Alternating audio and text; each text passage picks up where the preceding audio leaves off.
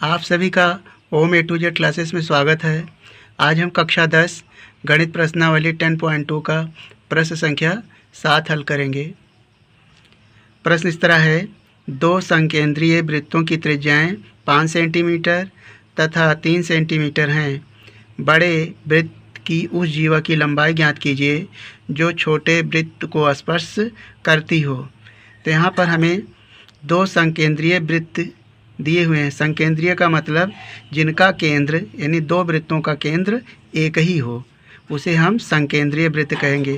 तो यहाँ पर हमें बड़े वृत्त की त्रिज्या 5 सेंटीमीटर दी हुई है और छोटे वृत्त की त्रिज्या 3 सेंटीमीटर दी हुई है।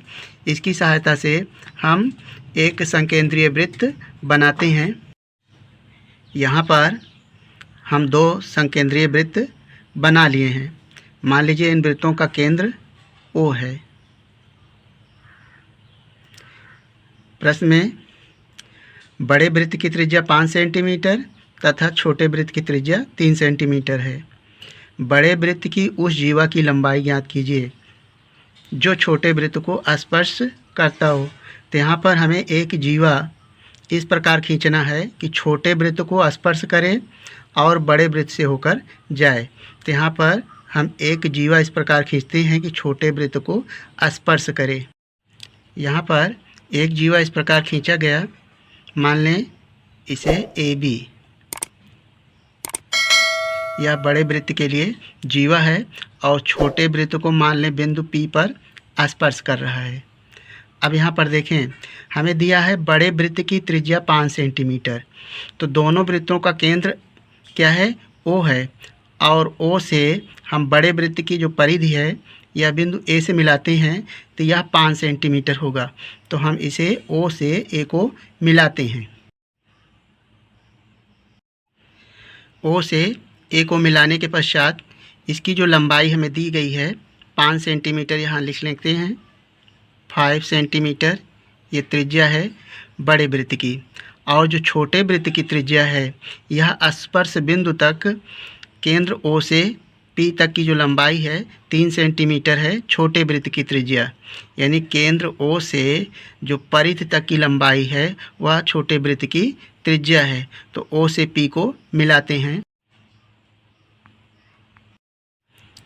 यहाँ से O से P को मिला दिया गया और OP ये हमें 3 सेंटीमीटर दिया हुआ है छोटे वृत्त की त्रिज्या। बड़े वृत्त की त्रिज्या 5 सेंटीमीटर, छोटे वृत्त की त्रिज्या 3 सेंटीमीटर। हमें जीवा की लंबाई AB ज्ञात करना है।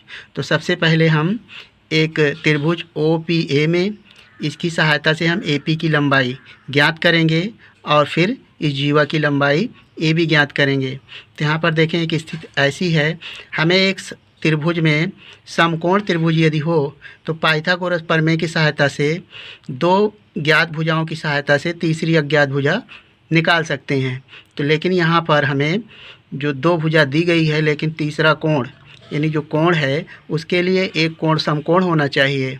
तो आप जानते हैं कि केंद्र से यानी OP क्या है? त्रिज्या है छोटे वृत्त के लिए और AB स्पर्श रेखा है। तो त्रिज्या स्पर्श रेखा पर सदैव लंब होती है, प्रमेय 10.1 का कथन है।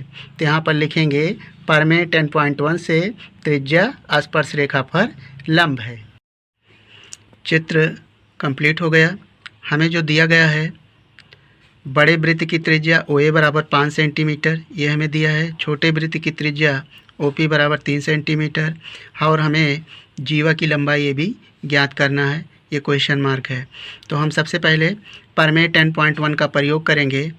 लिखेंगे प्रमेय 10.1 से। प्रमेय 10.1 का कथन है कि त्रिज्या स्पर्श रेखा पर लंब होती है।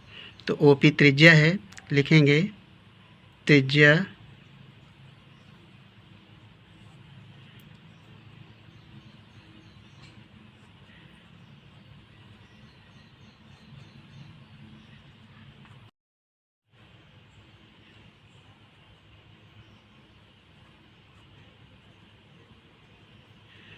त्रिज्या स्पर्श रेखा पर लंब होती है। प्रमेय 10.1 का कथन है। तो यहाँ पर छोटे वृत्त के लिए जो त्रिज्या है OP है और स्पर्श रेखा AB है, तो यहाँ पर इसलिए OP लंब होगा, ये लंब का चिन्ह है AB पर। तब कोण OPA बराबर, कोण OPA बराबर 90 डिग्री। अब यहाँ पर हमने ये प्रूव कर दिया कि जो OPA है यह कोण 90 डिग्री का है। तो समकोण त्रिभुज में पाइथागोरस प्रमेय का हम प्रयोग कर सकते हैं, क्योंकि उसका एक कोण 90 अंश है। तो यहाँ पर लिखेंगे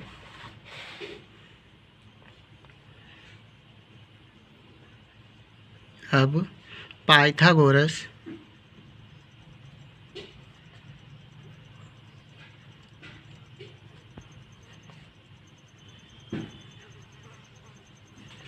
प्रमेय से समकोण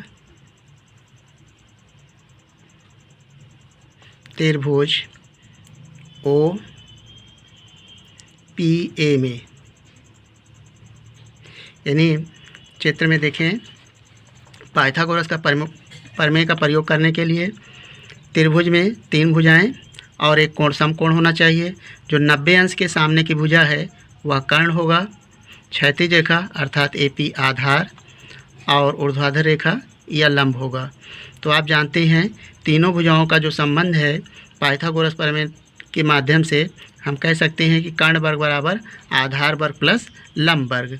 तो यहाँ पर इसका प्रयोग करेंगे, लिखेंगे कर्ण वर्ग बराबर आधार वर्ग प्लस लंब वर्ग।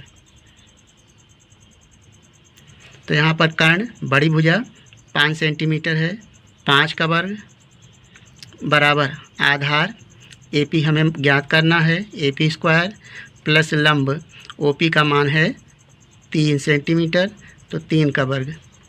अब यहाँ पर हम AP भुजा ज्ञात करेंगे, 5 का वर्ग हो जाएगा 25 और 3 त्रिक 9 बराबर AP स्क्वायर प्लस 3 का वर्ग करेंगे 9। तो यहाँ से 9 को जो अंक है बराबर किधर लाएं, तो हो जाएगा 25 माइनस 9 बराबर AP स्क्वायर। इसलिए AP स्क्वायर बराबर हो जाएगा, 25 में से 9 जाएगा तो हो जाएगा 16। तो यहाँ से AP बराबर हो जाएगा, जब स्क्वायर हटेगा तो यहाँ पर इसका रूट यानी वर्गमूल निकलेगा 16 का, हो जाएगा अंडर रूट 16 और 16 का वर्गमूल हो जाएगा 4। तो यहाँ से AP बराबर आ जाएगा 4 सेंटीमीटर। यहाँ पर चित्र में देखें AP बराबर 4 सेंटीमीटर आ गया, लेकिन हमें ज्ञात करना है जीवा AB की लंबाई। तो इसके लिए आप 2 तरीका अप्लाई कर सकते हैं।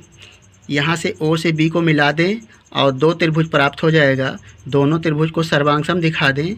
उस स्थिति में AP बराबर BP हो जाएगा, क्योंकि सर्वांगसम में जो संगत भुजाएं होती हैं बराबर होती हैं, तो AP बराबर BP हो जाएगा। आप दूसरे कथन में आप पिछली कक्षा में पढ़ चुके हैं कि जो जीवा होता है यानी केंद्र से जीवा पर जो डाला गया लंब है जीवा को समद्विभाजित करता है। आपके जो कक्षा 10 की किताब है उसमें एक उदाहरण है इसके लिए कि जीवा पर डाला गया लंब जीवा को समद्विभाजित करता है, उसका यहाँ प्रयोग कर लेते हैं। तो लिखेंगे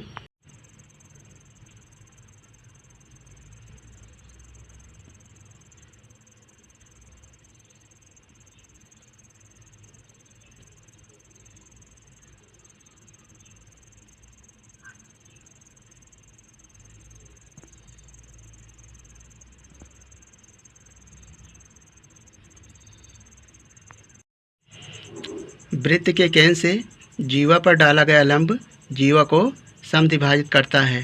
तो यहाँ पर देखें चित्र में AB जीवा है और OP लंब है, यानी केंद्र O से जीवा AB पर डाला गया लंब जीवा को समद्विभाजित करता है, यह कथन है। तो यहाँ से AP बराबर क्या हो जाएगा, PB हो जाएगा। तो इसे लिखेंगे, इसलिए AP बराबर PB बराबर 4 सेंटीमीटर, यानी AP हमने 4 सेंटीमीटर निकाला है तो AP बराबर PB है, तो PB का मान भी 4 सेंटीमीटर होगा। तब AB बराबर हो जाएगा, यानी AB क्या है, जीवा है, तो AB को लिख सकते हैं AP प्लस PB बराबर AP का मान है 4 और PB का मान भी है 4, तो जोड़ लें तो 4 4 8। तो यहाँ से जीवा AB की लंबाई आई 8 सेंटीमीटर। AB क्या है, जीवा है, जीवा AB बराबर 8 सेंटीमीटर। तो यह इसका उत्तर आ गया। प्रश्न संख्या 7 को हल कर लिया गया। शेष हम नेक्स्ट वीडियो में शेष प्रश्नों को हल करेंगे। आशा है कि इस प्रश्न का हल आपको समझ में आ गया होगा। आपका अपना किसी भी प्रकार का सुझाव या डाउट हो तो हमें कमेंट करेंगे। यदि आपको यह वीडियो पसंद आया हो तो वीडियो को लाइक कर लें, और चैनल पर पहली बार हैं तो चैनल को सब्सक्राइब करके इस वीडियो को अपने दोस्तों के साथ शेयर कर लें। वीडियो देखने के लिए धन्यवाद।